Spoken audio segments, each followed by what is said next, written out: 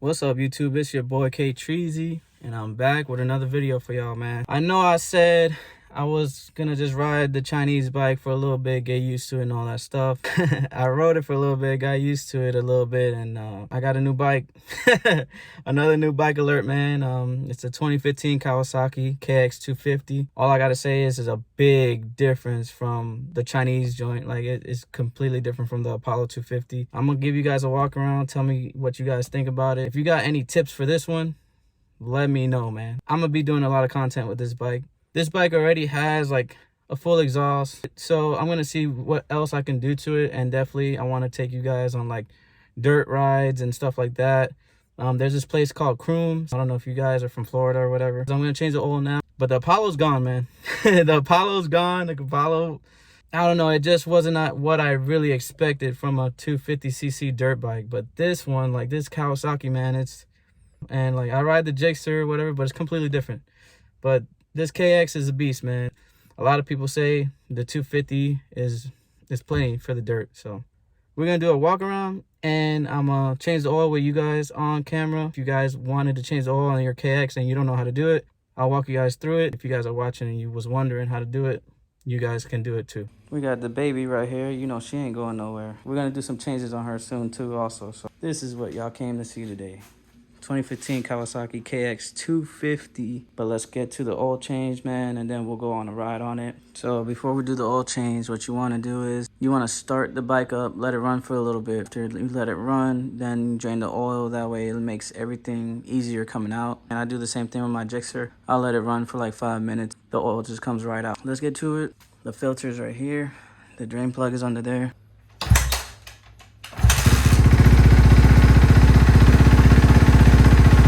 Now that we got that out the way, your drain bolt's right there. Yeah, 14 millimeter. All you want to do is break that loose. So when you break it loose, let the oil drain. After you let the oil drain, you want to check the crush washer right here. This one don't look like it's been changed, honestly. So we're going to go ahead and change it. The oil change kit it came with brings a brand new one. So we're going to put a brand new one on there. Not reuse this one because it looks definitely like it's worn out. So now what you want to do while you got that drain in, you can start taking the oil filter cover right here. You can take that off and change the oil filter while you have that draining. Go ahead and change the filter while you're doing that. That's going to be an 8 millimeter. These two small bolts, 8 millimeter. And there you go. When you take those two bolts off, filter's right here. When you're taking the cap off, this spring is holding pressure on that filter. So this spring goes like this. If you do take it off, pulling on it hard, there's a chance that it might go flying. That's what happened with me. I took it off and hit my shoe and it went flying. Make sure if it does hit the floor or anything, clean it off with brake cleaner. That way you don't get no like contaminants inside the whole oil filter housing. This oil filter just comes out. Take it out with a magnet or a flathead. It just slides right out. So for me, I got this magnet right here and just boom, there you go. Slides out right just like that.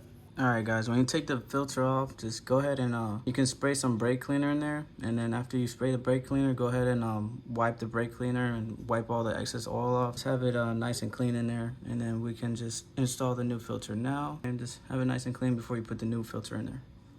Just before I put this back together, I just want you guys to know that if you get the oil change kit, they come with two different seals for the oil cover.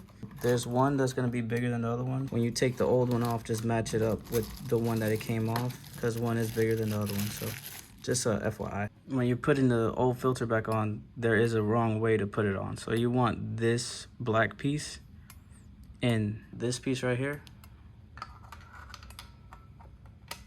There. And don't forget, bro, this spring holds tension. You see that little indentation for it? That's where this spring goes, and that spring has to be in there. All right, guys, so it says either 87 inch-pounds or 9.8 Newton meters. I have a digital torque wrench. I just set it to 87 inch-pounds. That's the spec you want to go by, 87 inch-pounds or 9.8 Newton meters. That's how it should look when you have everything back together. So always hand tighten it before you crank on it or anything like that. 87. 87. Just double check that one more time. 87. 87. We're gonna go ahead and torque the drain plug to spec, start it up. I'll actually put oil, then start it up and see, make sure it's not leaking. The drain plug is 15 foot-pounds or 20 Newton meters, whichever one you wanna torque it down to spec. I'm gonna just hand tighten the bolts and obviously torque it to spec. I'm not just gonna run it in with a gun or anything like that, because that's how you can really mess things up. Drain bolt, insert there, hand tighten. Here we got a hand tight, now let's tighten her up.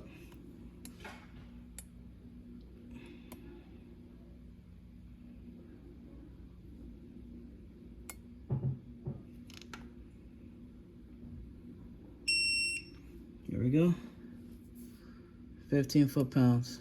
So I went with the OEM Kawasaki oil, full synthetic 1040. It does have a sight glass right here, as you can see. So if you wanted to check the oil, the sight glass is right there, right under the rear brake pedal, right behind it, should I say. It does have to be in between both those lines. I don't know if you can see, there's a line, 2 lines right there. The level has to be in between or closer to the top line.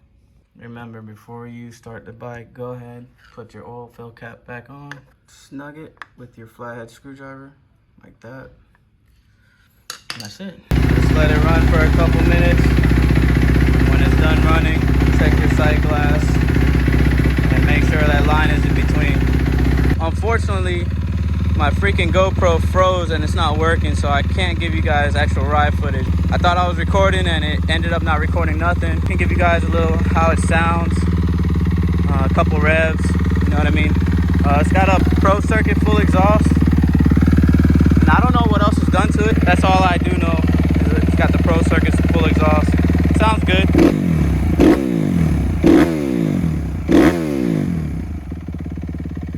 If you guys have any experiences with this bike, let me know. What do you recommend? This definitely runs and blows my freaking Apollo out the water. Hopefully my GoPro's not acting up in the next one so I can give you guys ride footage. But I appreciate you guys tuning in. But yeah, guys, you see, I tried to record and my GoPro's acting up. I'm gonna get a new GoPro because this one just keeps freezing and I'm over it. So hopefully you guys, you know, like the bike as much as I do. I love the graphic kit it got on there and all that stuff like that. Be sure to like, comment, subscribe. Tell a friend to tell a friend to tell a friend. Smile for the Gap Cam. We coming to the dirt, baby. We are coming to the dirt. Hopefully I can transition my bike skills to the dirt. I don't know, but I'm just gonna have fun with it. Appreciate all y'all. Love all y'all.